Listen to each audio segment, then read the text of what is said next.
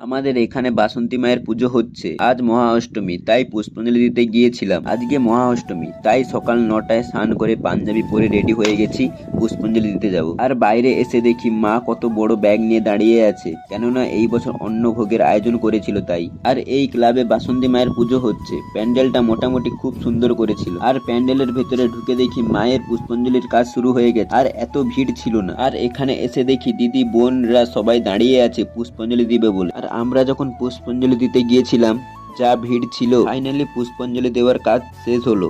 আর ভেতরে যা গরম ছিল। আর পুষ্পাঞ্জলি দেওয়ার সঙ্গে সঙ্গে বৌদিমণি এসে আমাকে জীবন ঠান্ডার গ্লাস ধরিয়ে দিল, যা আরাম লাগছিল। আর এখানে এসে দেখি আমার বন্ধুরা ক্যাটারিং এ এসেছে। তারপর মায়ের অন্নপ্রসাদ দেওয়া শুরু হয়ে গেল। আর এখানে জেঠি বৌদিমণি সবাই লাইন দিয়ে দাঁড়িয়ে আছে আর ভিডিওতে হাই করছে। আর এখন যাচ্ছি বাড়ি। ভিডিওটা ভালো লাগলে লাইক কমেন্ট সাবস্ক্রাইব ফলো করবেন। আর দেখা হচ্ছে পরের ভিডিওতে। সবাইকে